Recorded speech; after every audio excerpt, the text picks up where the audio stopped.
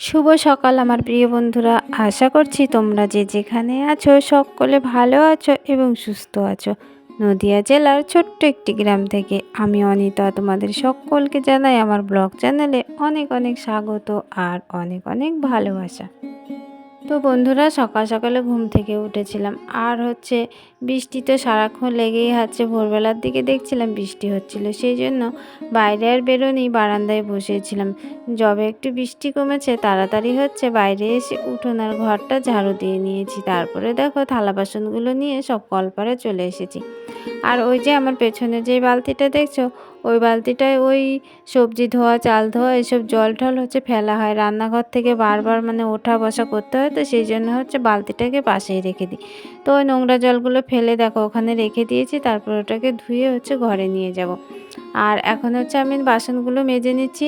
বাসনগুলো তো মাজা হয়ে গেছে, আর কড়াটা দেখো একটুখানি পুড়ে গেছিলো, তা মেজে নিচ্ছি। কালকে রাত্রেবেলা আবার একটু তরকারি করা হয়েছিল, সেই জন্য কড়াটাও একটু পুড়ে গেছিলো। ফুল ব্লগটি দেখতে থাকো, আশা করছি তোমাদের খুব ভালো লাগবে। আর যদি তোমাদের একটু হলেও ভালো লাগে থাকে তাহলে আমার এই ব্লগটি লাইক কমেন্ট শেয়ার করে দিও, আর আমার এই ছোট্ট চ্যানেলটিকে সাবস্ক্রাইব করে আমার পাশে থেকো। কদিন ধরে তো সমান তালে বৃষ্টি হয়ে যাচ্ছে। তো আমি যখন বাইরে বেরিয়েছিলাম তখনও বৃষ্টি হচ্ছিল, এখন আর বৃষ্টি হচ্ছে না। তো রোদ বেরিয়েছে, দেখা যাক এই রোদটা কতক্ষণ থাকে। এখন আষাঢ়ের রোদ তো বেশিক্ষণ থাকে না, এই রোদ উঠছে আবার এই বৃষ্টি নামছে, সারাদিন না এইভাবে কাটতে থাকে। আর এরকম কাটার জন্য না প্রচণ্ড গরম লাগে, এত পরিমাণে গরম লাগে কি বলবো।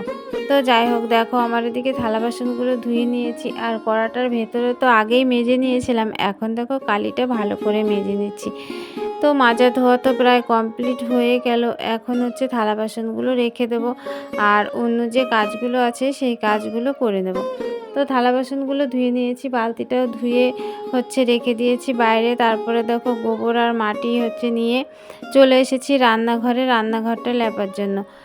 তো কি বলো তো বন্ধুরা, অনেক দিন ধরে কিন্তু ব্লগ ভিডিও তোমাদের সাথে শেয়ার করতে পারছি না, কারণ ওই যে আমি মেশিনটা এনেছি ওটায় কাজকর্ম করছি। তো আর বাইরের দিকে তেমন কোনো কাজকর্ম করতেও পারছি না বৃষ্টির জন্য, আর তোমাদের সাথে সেগুলো শেয়ারও করতে পারছি না। ভীষণ একটা চাপের মধ্যে আছি। ওদিকে মা তো রান্নাবান্না টুকটাক যাই হোক কাজকর্ম করছে, আর আমি না তাড়াহুড়ো করে কাজ করতেই পারছি না।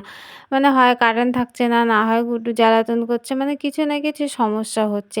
সেই জন্য ওই কাজগুলোও আমি করতে পারছি না, আর এদিকে কোনো ভিডিও বানাতে পারছি না। তো বন্ধুরা কি বলো তো, কাজটা এখন নতুন নতুন করছি, তো সেই জন্য একটু চারিদিকে সমস্যা হচ্ছে। তো কিছুদিন গেলে আবার সবটা সামলে উঠতে পারবো।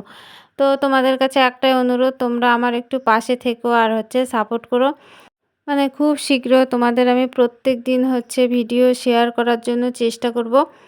তো যাই হোক, দেখো আমার পুরো রান্নাঘরটা কিন্তু লেপা কমপ্লিট হয়ে গেছে।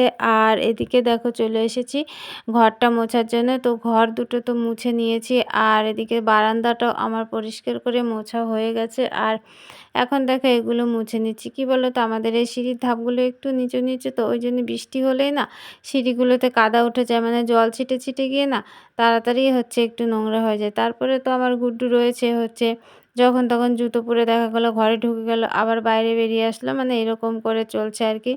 তো যাই হোক, দেখো আমি মুছে আর কি বস্তা দুটো পেতে দিলাম। আর এদিকে আমি চান টান করে নিয়েছি, পুজোও করা হয়ে গেছে। তারপরে দেখো চা করে নিয়েছি, আর গতকালের রুটি ছিল, রুটি নিয়ে নিয়েছি। তো চা রুটিটা খেয়ে নিয়েছি। আর মায়ের দেখো এদিকে রান্না হয়ে গেছে।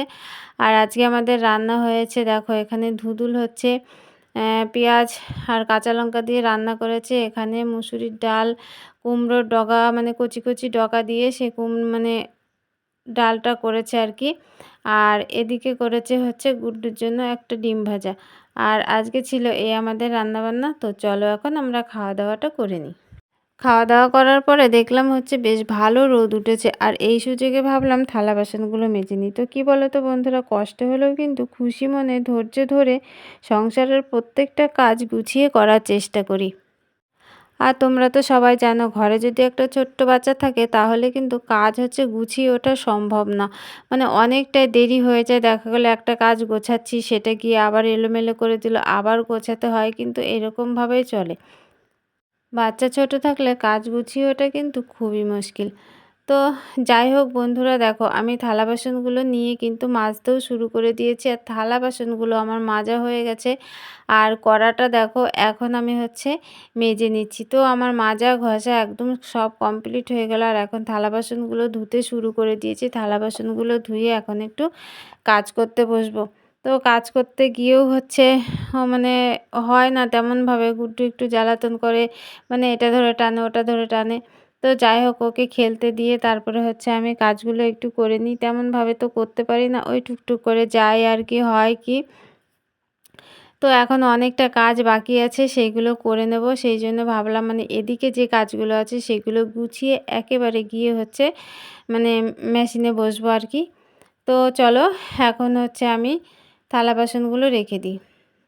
তো থালা বাসনগুলো রাখার পরে খানিকক্ষণ কাজ করেছিলাম। তারপরে দেখো গুড্ডুকে চান করিয়েছি। চান করিয়ে একদম গুড্ডুকে সাজুগুজু করিয়ে গেঞ্জি টেঞ্জি পরিয়ে একদম ওকে রেডি করিয়ে দিয়েছি। এখন ওকে ঘুম পাড়াবো। তো চলো। হয়েছে ঘুমোবে? হ্যাঁ, আচ্ছা ঠিক আছে। তো চলো আমরা এখন ঘুমিয়ে পড়ি। মানে আমি ঘুমোবো না, গুড্ডুকে ঘুম পাড়াবো।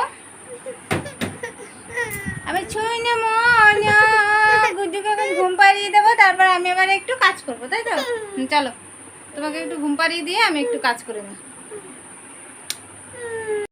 গুড্ডুকে ঘুম পাড়িয়ে আসতে না আসতে দেখো শুরু হয়ে গেল বৃষ্টি। আর এই বৃষ্টির আওয়াজে গুড্ডুরও কিন্তু আর ঘুম হলো না, মানে সামান্য পরিমাণে একটুখানি ঘুমিয়েছিল আর কি। তারপরে গুড্ডু আবার উঠে গেছে এই বৃষ্টির আওয়াজে। তারপরে মেঘ ডাকছিল, আর মেঘ ডাকায় ও প্রচণ্ড ভয় পায়। তো দেখো বৃষ্টির পরিমাণটা, মানে প্রচুর বৃষ্টি হচ্ছে চারিদিকে, দেখো প্রায় জল জমে গেছে আমাদের আর কি। তো ওদিকে তো বৃষ্টি সৃষ্টি হওয়ার পরে মানে এখন সন্ধে হয়ে গেছে, আর বৃষ্টিটা একটু মানে থেমেছে। তো আমাদের ভাত করতে হবে। চলে এসেছি দেখো রান্নাঘরে, গুড্ডুর খাবারটা ঘরে দিয়ে এসেছি, গুড্ডু খাচ্ছে। আর আমি এখন রান্নাঘরে ভাতটা করে নেব। চালটা ধুয়ে নিচ্ছি, আর হাঁড়িতে দিয়ে দেবো, ঝটপট রান্না করে ও ঘরে চলে যাব। তো চলো বন্ধুরা, ব্লগটা আর বড় করছি না। তোমরা যে যেখান থেকে দেখছো আমার এই ব্লগটা, সকলে ভালো থেকো এবং সুস্থ থেকো। যারা নতুন বন্ধু হয়ে আমার এই ব্লগটি দেখছো তাদের পাশে থাকার জন্য অনুরোধ করছি। চলো দেখা হবে নতুন আবার একটা ব্লগে। টাটা বন্ধুরা, গুড নাইট।